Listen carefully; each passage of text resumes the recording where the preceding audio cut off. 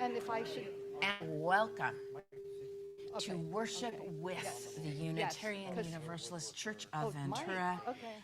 I am the Reverend Dana Worsnop, minister of this vital and caring community, and we gather to keep love at the center of our lives.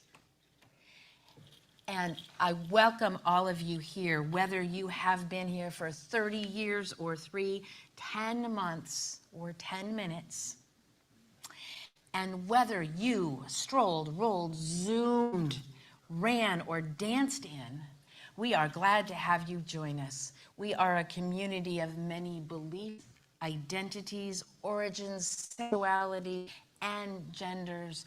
All are welcome here, and a special welcome to those who are Zooming and streaming in. We are so glad that we are being able to be together in so many ways.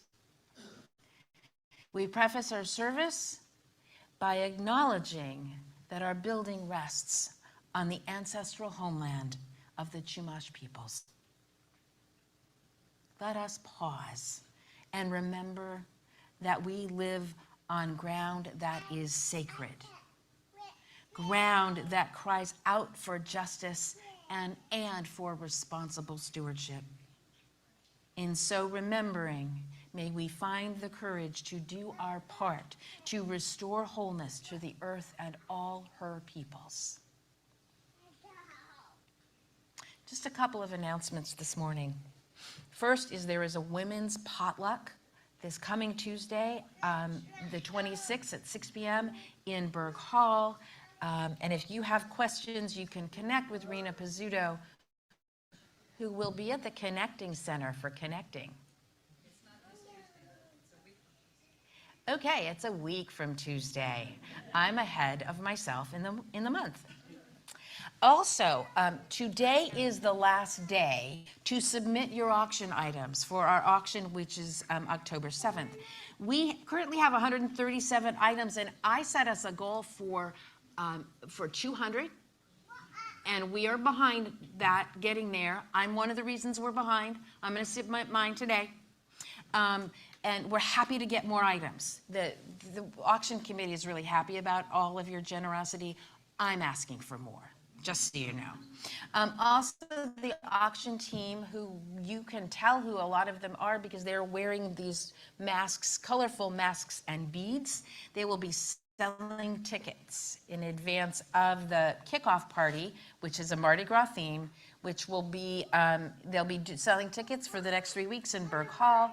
They're $13 to cover the expense of the dinner. And also, there's a slideshow in Berg Hall that's going to be going about past auctions. And you can just look at it and see how much everybody was happy. And so now let us take a moment or two to arrive here. Rest into your being. Note your fellow beings all about you as we rest together and enter sacred space.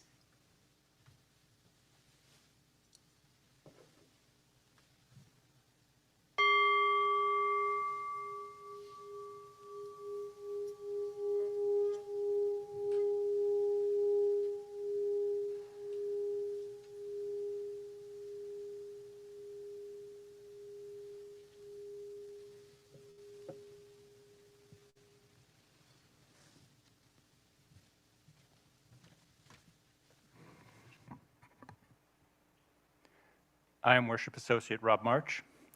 We invite those who are Zooming or streaming into the service to light a chalice or candle at home as Reverend Dana lights the chalice of our free faith here in the sanctuary.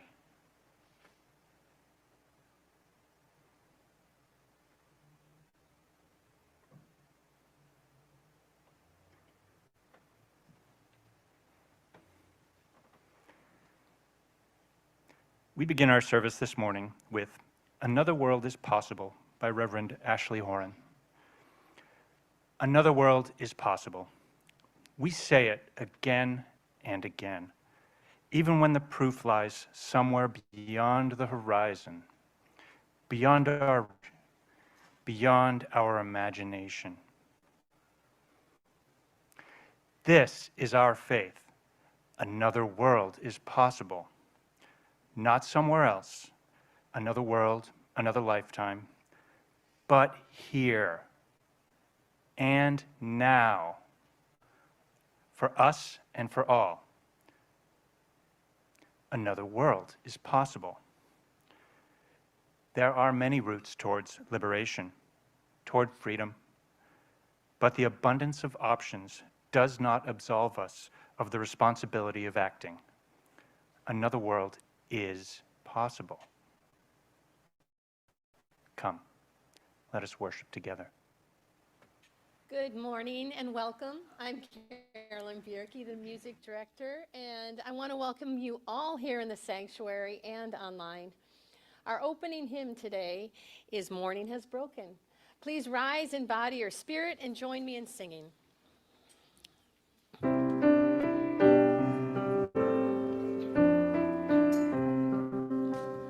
Morning has broken like the first morning. Blackbird has spoken like the first bird. Praise for the singing, praise for the morning, praise for them springing fresh from the word. Sweet the rains do fall, sunlit from heaven, like the first dew fall on the first grass. Praise for the sweetness of the wet garden, sprung in completeness where God's feet pass. Mine is the sunlight, mine is the morning, born of the one light, Eden saw play. Praise with elation, praise every morn, recreation of the new day. My name is Lily Rappaport. I'm the acting director of family ministry, and I'd like to invite all the young and young at heart to come sit up here in front as I tell the story. Hi.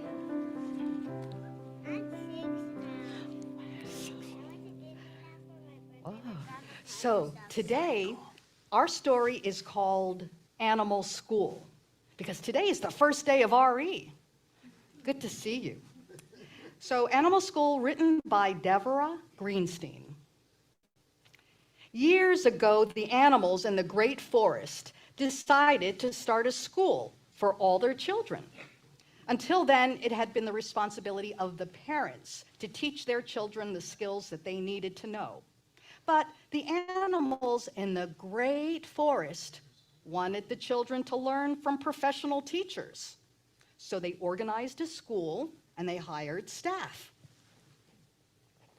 Now, the teachers decided to provide standardized education. They wanted to have a standard curriculum to all their animal students, so they adopted a curriculum consisting of swimming, running, flying, and climbing. All the animals took on all the subjects, because it was very important to them not to leave that child be left behind. To ensure that students were progressing satisfactorily, standardized achievement tests were administered to all. And here's what happened. The ducks were excellent in swimming, right? In fact, they were even better than the teacher.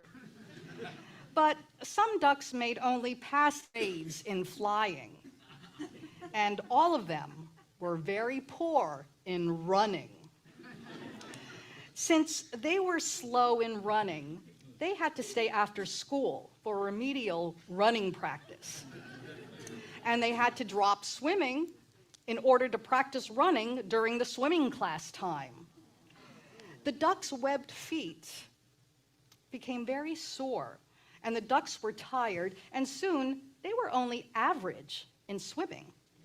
But average was acceptable in the school, so nobody worried about that, except the ducks.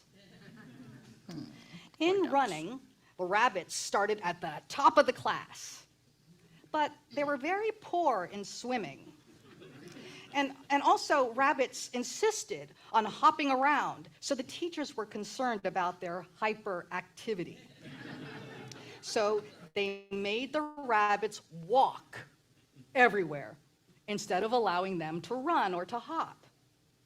Well, after the rabbits had come, and the rabbits had to come in early every day for special swimming class. Many rabbits developed severe fur problems because they were spending too much time in the swimming pool. Now, the squirrels were excellent in climbing and running. In fact, squirrels were the best students at climbing the standardized tree. But they wanted to fly by first climbing the trees, then spreading their paws and gliding to the ground, because it's the way that squirrels fly. But in flying class, their teacher made them start on the ground instead of at the treetop, and the squirrels were not mastering the course material. So every day, the squirrels had therapy. A flying therapist took the squirrels into the gym and made them do front paw exercises to strengthen their muscles so that they could learn to fly the right way. The squirrels' paws hurt so much from the overextension that some of them only got a C in climbing, and some of the squirrels failed climbing altogether. Now, the eagles, well, they were definitely the problem children. In climbing class, the eagles beat all the others to the top of the tree, but they insisted upon using their own way to get there, and they were quite stubborn about it. The eagles said early it was the goal that mattered, and that it's quite right for eagles to get to the treetop by flying, not climbing. Okay?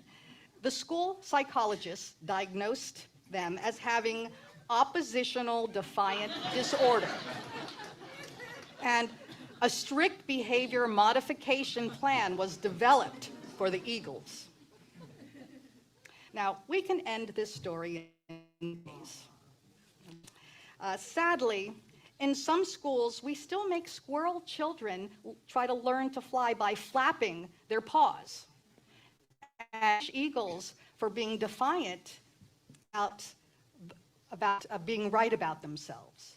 But happy to say, in our religious education program, we enjoy all children for themselves.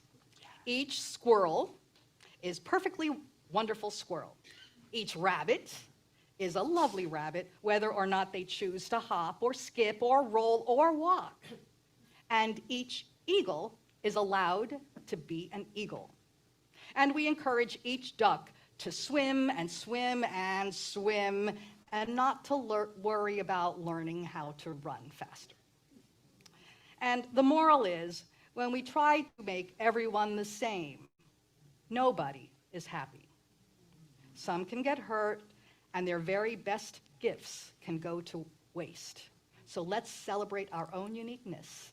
And today, especially as we go into the religious education program that's new and fresh for the new year. Yay! So we're going to sing the children out, and if you would make the bridge and follow along if you're new here. We're going to sing the children. We hold you in our love as you go, as you go. May your heart be at peace as you go. To nurture the spark of your precious life. We hold you in our love as you go. We hold you in our love as you go, as you go. May your heart be at peace.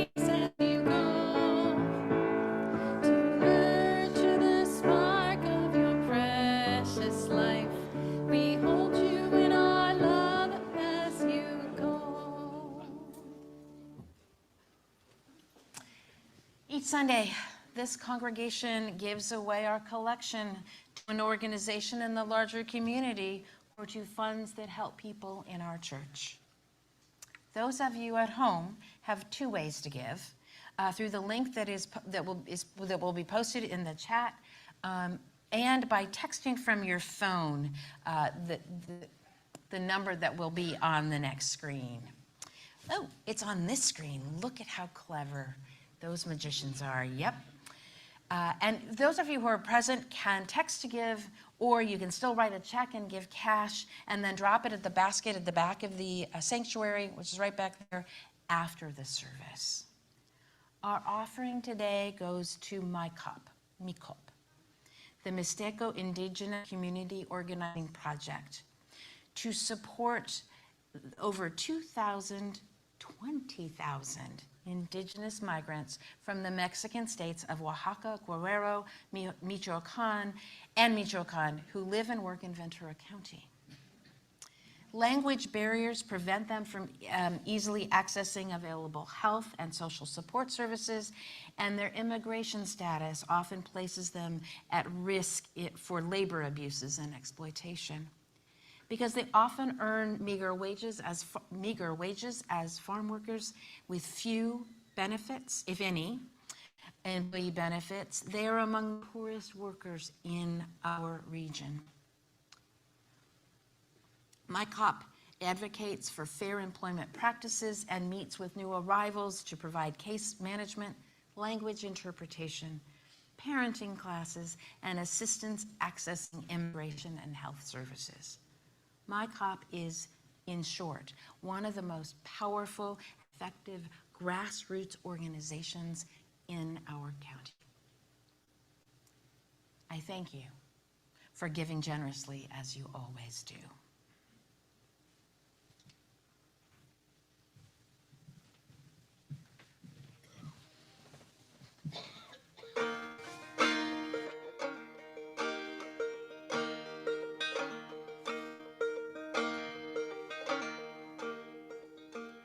What if I'm at my worst?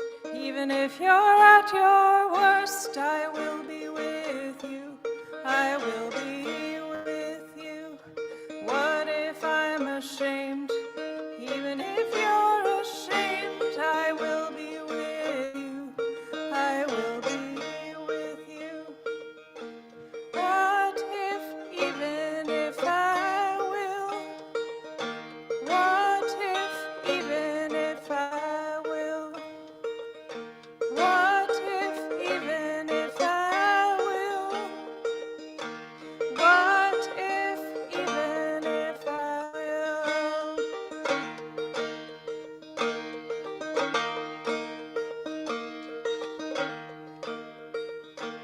What if seas rise? Even if seas rise, I will be with you. I will be with you. What if mountains burn? Even if mountains burn, I will be with you. I will be with you. What if, even if I will? What if, even if I will? What if, even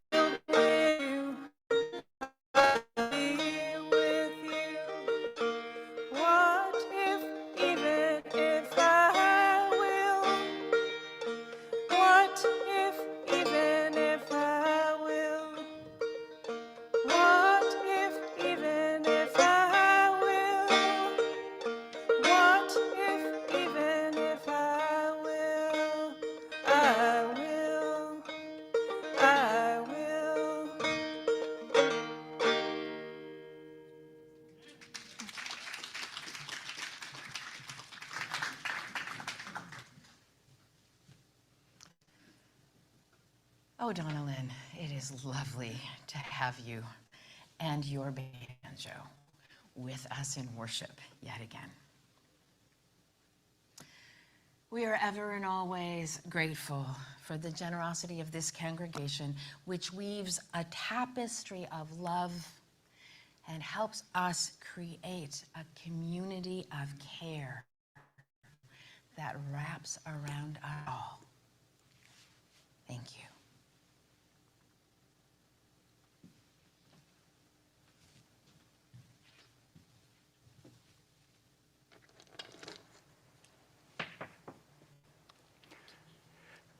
Now is the time in the service when we hold up the great joys and sorrows that grace our lives.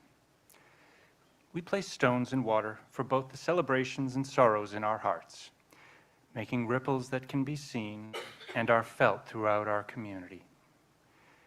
You can submit a joy or sorrow for sharing via a link on the website, uutura.org, or a link in our Thursday email bulletin, UUCV This Week. Thank you, Mom.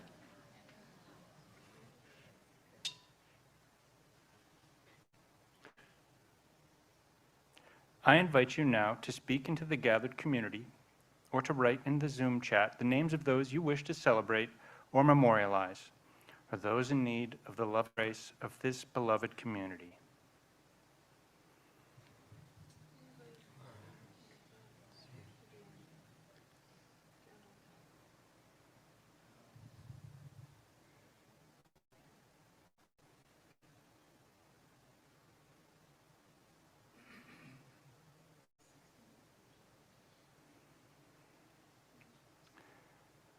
Reverend Dana will now place one final stone into the water for all the joys and sorrows just shared and those yet unspoken in the silent sanctuary of our hearts.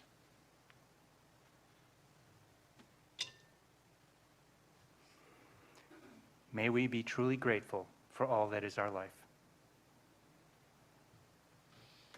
Please remain seated as we sing "'Tis a Gift to Be Simple." We will sing it 2 times through.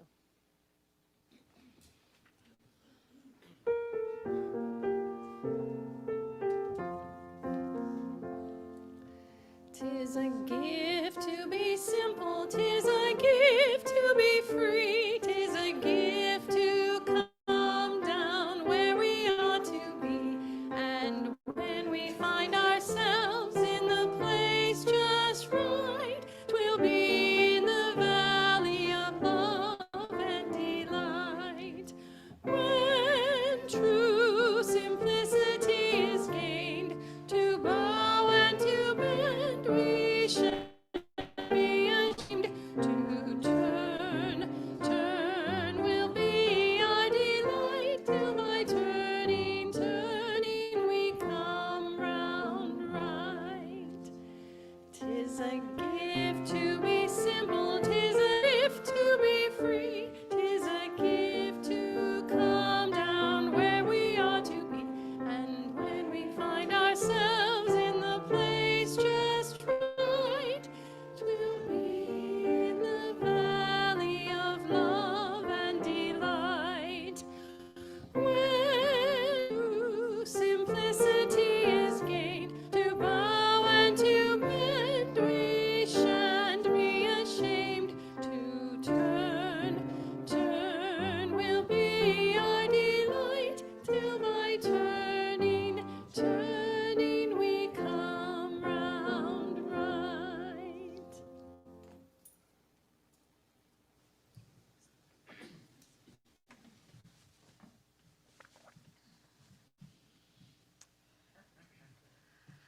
Our reading this morning is from prolific writer Judith Viorst. This poem was written in the 1970s, and so parts of it will sound a little dated, and that yet it is still so very apt. Self-improvement plan. I've finished 6 pillows in needlepoint, and I'm reading Jane Austen and Kant. And I'm up to the pork with black beans in advanced Chinese cooking. I don't have to struggle to find myself, for I already know what I want. I want to be healthy and wise and extremely good-looking. I'm learning new glazes in pottery class, and I'm playing new chords in guitar, and in yoga, I'm starting to master the lotus position. I don't have to ponder priorities, for I already know what they are. To be good-looking, healthy, and wise, and adored in addition. I'm improving my serve with a tennis pro, and I'm practicing verb form in Greek. And in primal scream therapy, all my frustrations are vented. I don't have to ask what I'm searching for, since I already know what I seek.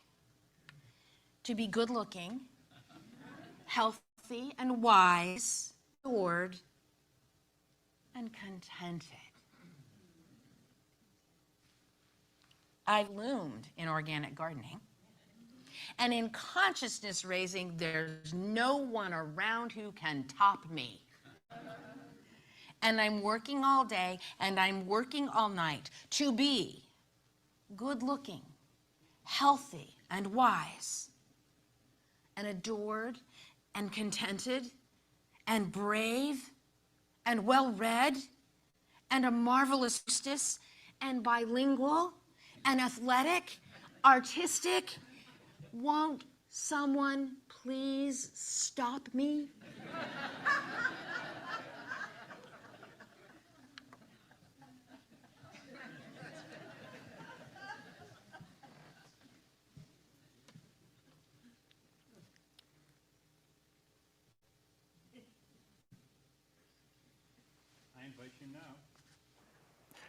I invite you now into a time of stillness. Close your eyes or soften your gaze.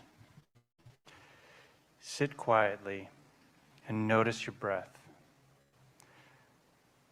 Let it fall into a natural rhythm. Stop trying and striving and grinding to be better. Just be. Take a load off. Rest. A silent meditation.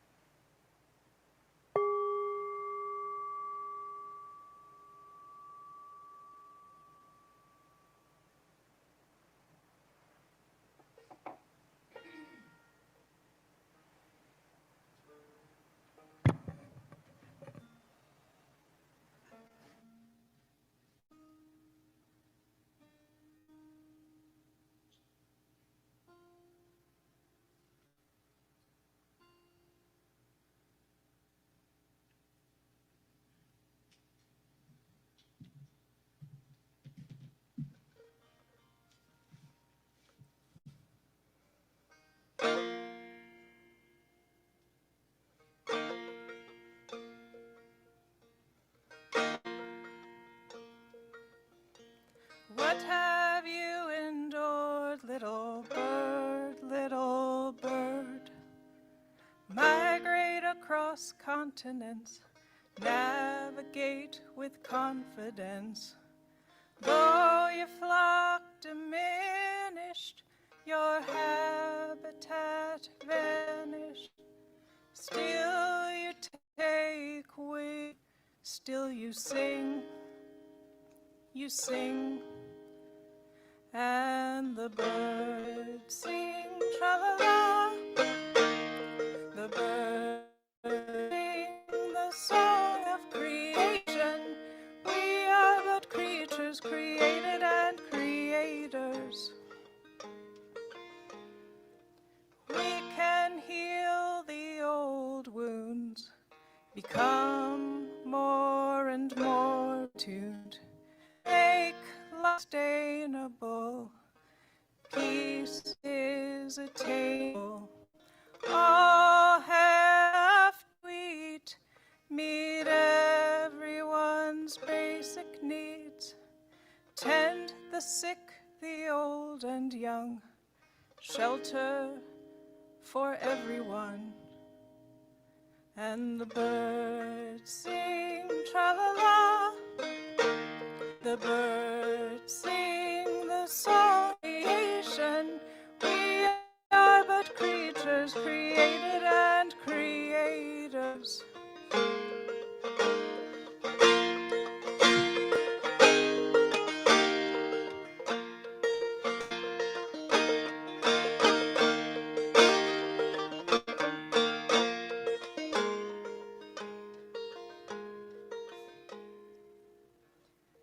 In that state of grace where we all feel safe, we may know and grow the gifts of our souls.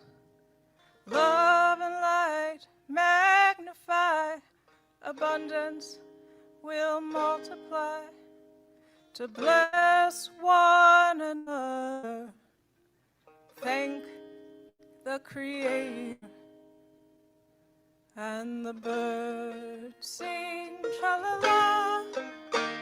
The birds sing the song of creation. We are but creatures created and creators.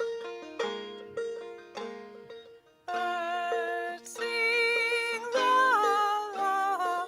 Birds sing the song of creation. We are but creatures created and creators.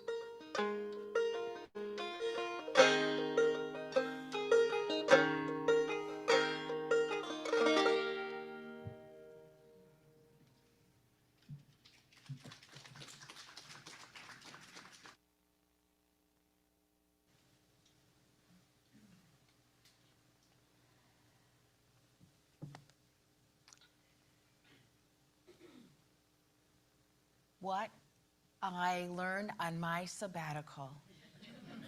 A report. My sabbatical got off to a limping start, as many of you have heard. COVID arrived 4 days before sabbatical began, and it took me 3 full weeks to recover. Unhappy as I was about all of this, it may well have set me up for the deepest learning of my 4.5 months away from this pulpit and from all of you. I did spend the first few weeks fretting that I was going to waste all of this precious time, that I would somehow fail at sabbatical. I imagined coming back to see all of your lovely faces, turned expectantly to me, looking for new wisdom and insight, and disappointing you all with mundane tales of nothing. Seriously, I was worried. And help that the one grand trip might have felt. And it looked and it took me a while before I realized that getting COVID and not having a grand adventure were the best things that could have happened. For what I learned most deeply was to stop pushing and striving to accomplish and achieve some great objective. Indeed, the high value that American culture places on doing and achieving grew clearer and clearer to me. And also it grew clearer and clearer that I couldn't, shouldn't do it anymore. What if instead we all just slowed down and stopped striving? What if we all just took a nap? The first book that I read on sabbatical was Rest is Resistance, a manifesto by Tricia Hersey, artist, poet, theologian, and founder of the Nap Ministry. She is an African American who sees the liberatory power of rest through the lens of resistance to capitalism and white supremacy. From Hershey's introduction, quote, "This book is testimony and a testament of my refusal to donate my body to a system that still owes a debt to my ancestors for the theft of their labor. I refuse to push my body to the brink of exhaustion and destruction. Let the chips fall where they may. I trust myself more than capitalism. Our refusal will make space for abundance. We will have to leap and trust rest. May the ground underneath hold us, and if we must collapse, may a soft pillow be there to catch us." Though the African American experience in our country's history lends an urgency to the cry for rest, Hershey's ministry is for all of us. You, quote, "You are worthy of rest. You don't have to earn rest. Rest is not a luxury, a privilege, or a bonus we must wait for until we are burned out. Rest is an absolute necessity if we are going to survive and thrive. You are worthy of rest simply because you are alive. Yet, grind culture has us all in its thrall. Hershey describes grind culture as that which views our bodies as machines and our worth connected only to how much we produce. Success in this grind culture, quote, "centers around constant labor, material wealth, and overwork as a badge of honor. It has normalized pushing our bodies to the brink of destruction. We proudly proclaim showing up to work or an event despite an injury, sickness, or mental break. We are praised and rewarded for ignoring our body to rest, care, and repair." Sound familiar to anyone? We all suffer in a culture that demands of us productivity more than personhood.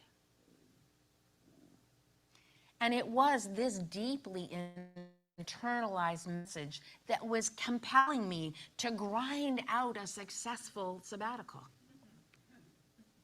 It took me a while to unwind those expectations, both those I created with and those placed on me externally. For my life and my ministry. Sabbatical taught me that I will not work until I am exhausted. I will not pack every day full of meetings and a long to-do list. I will resist a self-improvement plan for my ministry. And if I start to fall into that trap again, someone, please stop me. I also have to stop feeling guilty about slowing down and not packing my schedule. That is another tricky part. As Hershey says, all of culture is working in collaboration for us not to rest. And when we do listen to our bodies and take rest, many feel extreme guilt and shame. Sound familiar to anyone? She goes on, our self-esteem and self-worth have been wrecked by capitalism, patriarchy, ableism, and racism. All have made us believe we aren't worthy and that we must prove ourselves by pushing hard every day to be able to receive love, care, rest, grace. It cannot be repeated enough how abusive this lie is to us. Grind culture has thrown us into believing that suffering, hyperproductivity, and constant doing is redemptive. This is a lie.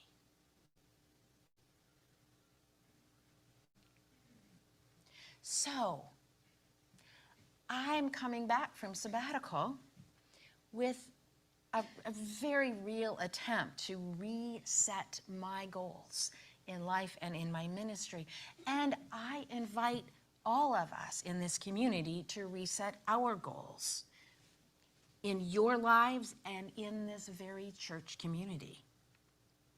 What if we measure success rather than in productivity and getting things done, but in human flourishing, human thriving?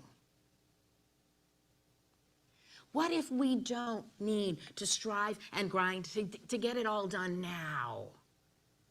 What if we measured success in relationship, in the quality and depth of relationships?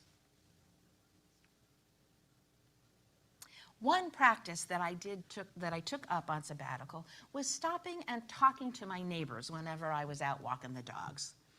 More than just a quick friendly hello and moving on to the next needful thing, I stopped and I talked for 5, even 10 minutes. And sometimes it even made me late for something else. This was for me a practice of valuing people over productivity. And it felt grand. I will not wear overworking as a badge of honor anymore. I will not try to pretzel myself to do all the things of my ministry better and better. The same could be said of this church community where we practice what Hershey calls communal care. Rest as resistance to grind culture is individually liberatory, though Hershey says it grows deeper and wider when we also do it together. We will not thrive alone, she says. Communal care is our saving grace and our communion. Communal care will save us. It is already saving us. There will not be instant answers to our inquiries about rest as resistance. We don't desire anything quick or instant because both ignore our complexities as human beings. We must be more human.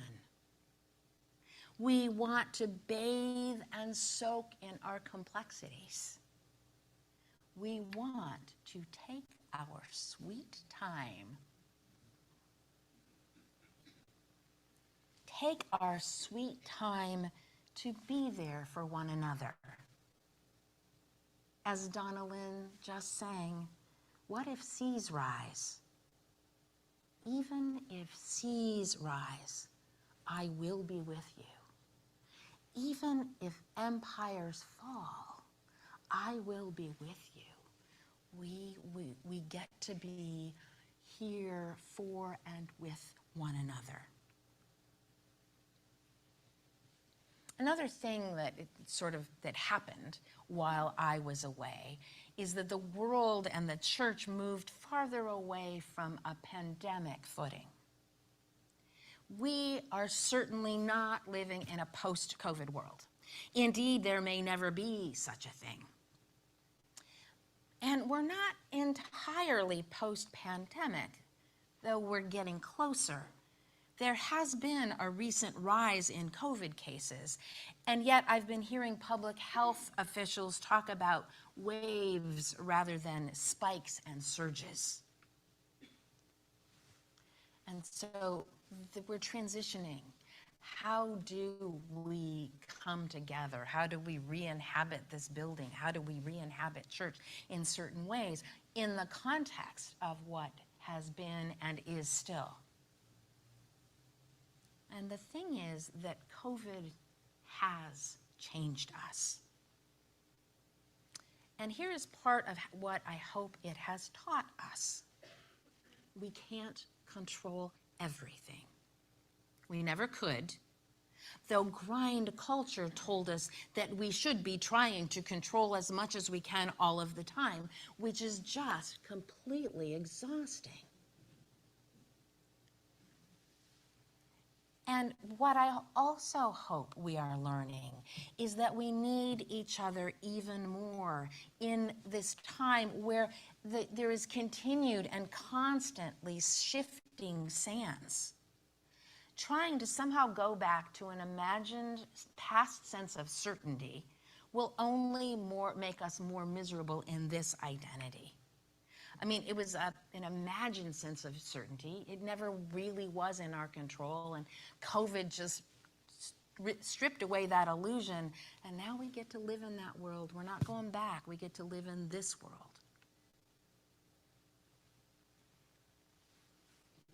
And trying to live in another world is just going to be misery. And yet together we can heal so many of our wounds. Together we can roll with the changes that just keep on coming, don't they? It is only together that we can navigate this new reality, which makes relationship even more obviously important.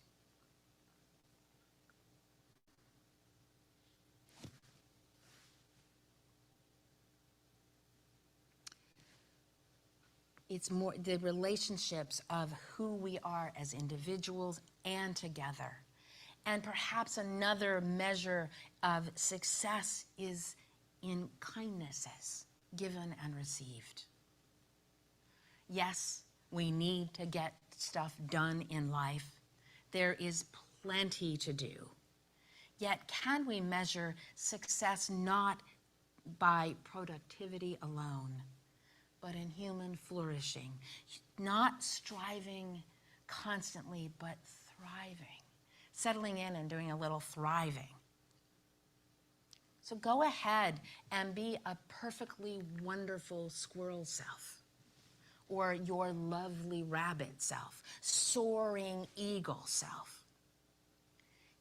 Just get the squirrely, rabbity, eagle-y truth of it all and feel it and flourish that way.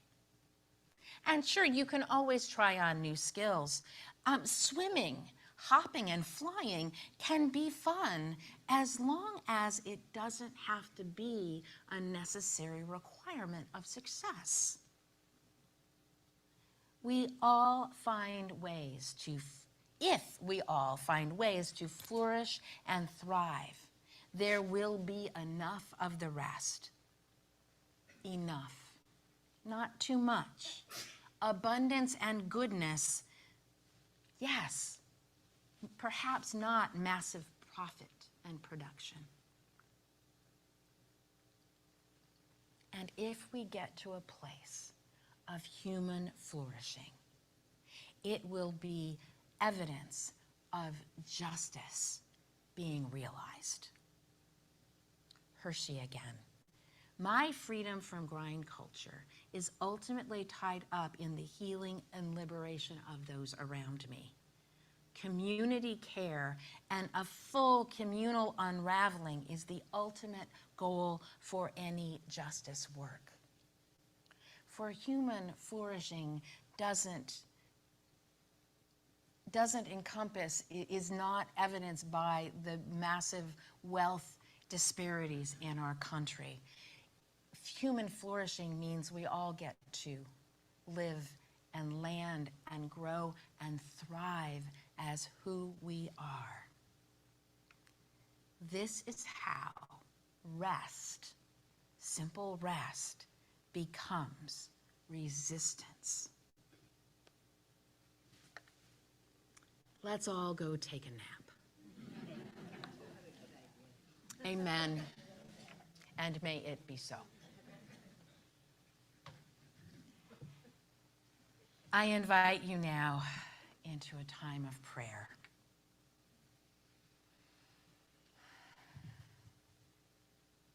Holy beingness of many names and no name, body and soul of rest and peace, Spirit of life which dwells within and among and beyond us this day and always.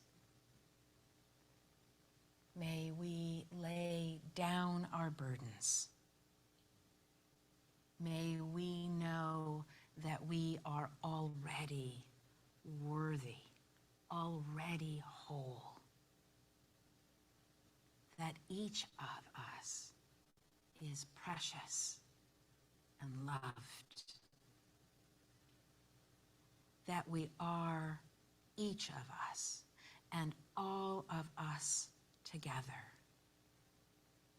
We are enough.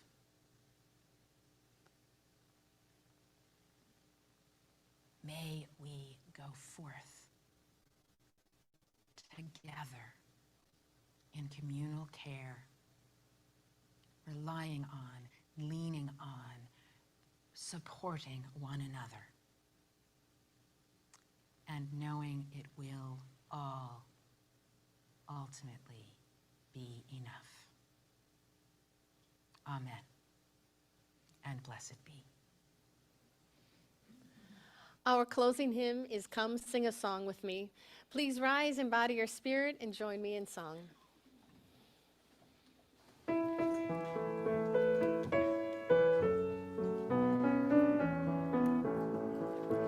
Come sing a song with me. Come sing a song with me. Come sing a song with me, that I might know your mind. And I'll bring you hope when hope is hard to find. And I'll bring a song of love that grows in the winter time. Come dream a dream with me. Come dream a dream with me. Come dream a dream with me, that I might know your mind. And I'll bring you hope when hope is hard to find. And I'll bring a song of love that arose in the winter time. Come walk in rain with me. Come walk in rain with me. Come walk in rain with me, that I might know your mind. And I'll bring you hope when hope is hard to find. And I'll bring a song of love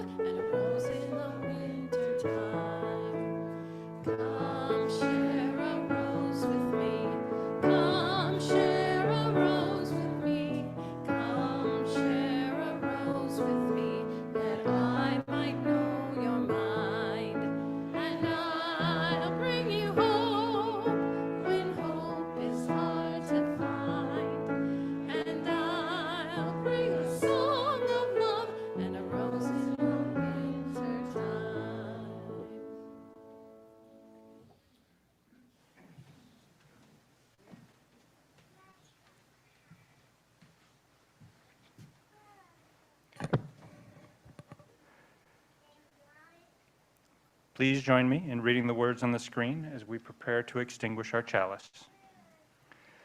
We extinguish this flame, but not the light of truth, the warmth of community, or the fire of commitment. Those we carry into our lives until we are together again.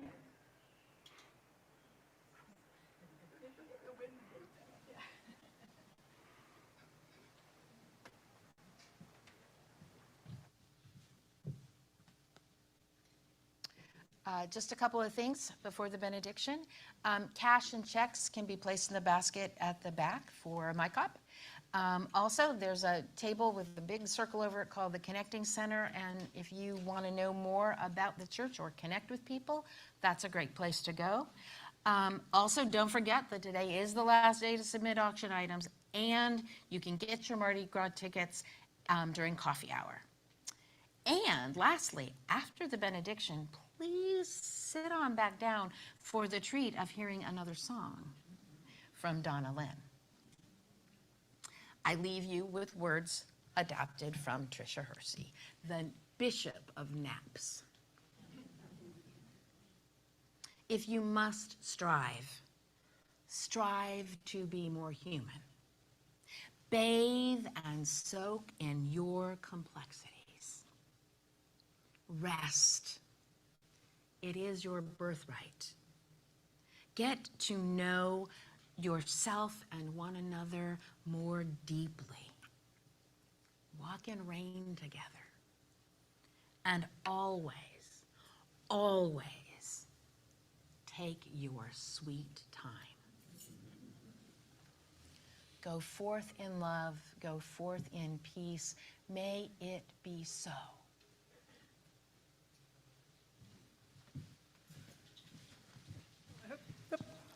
I hope you'll hang out and sing a song with me. I wish I'd invited you to join me on the first song I sang, getting reacclimated to in-person events, but it's nice since, like Pete Seeger, I consider myself a congregational singer, so it's nice to be with this congregation. So this song starts with the chorus, so if you pick up on it, join in. The time is here, my dearest dear. The time has come for us to part. Another season is complete. It's written on our hearts. This day had felt so far away. What seemed unreal is coming true. The love we share will still remain, just as it goes with you. The time is here, my dearest dear. The time has come for us to part. Another season is complete. It's written on our hearts. We're better for the time we shared, singing loud and laughing longer. We were strong when we first met, and now we're even stronger. The time is here, my dearest dear. The time has come for us to part. Another season is complete. It's written on our hearts.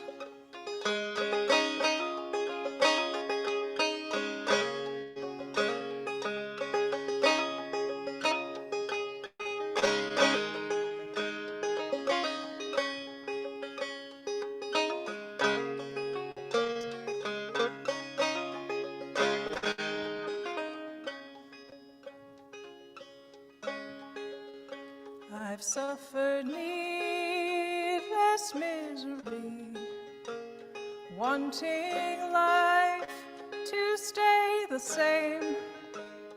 Let us bless what came before. We're rolling with the change. You know we see what we believe, clearing fear by leaps of faith. We're giving more by giving more, receiving grace with grace. The time is here, my dearest dear. The time has come for us to part. Another season is complete. It's written on our hearts. Go and make another start. Go